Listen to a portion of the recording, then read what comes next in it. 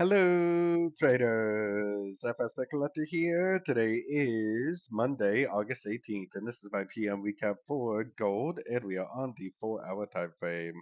So on the 4-hour time frame, price did kind of respect the 61%, like I was saying this morning. It seems to me like we need another leg up to make more of that 1, 2, 3 pattern that we normally see.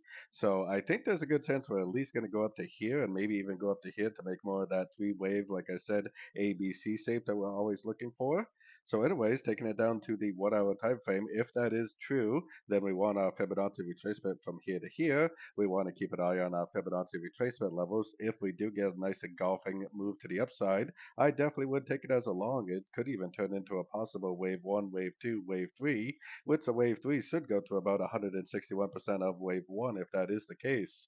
If it's not a wave three, then it would be a wave C, which would likely go to about of 100% of wave one projected out the bottom of wave two.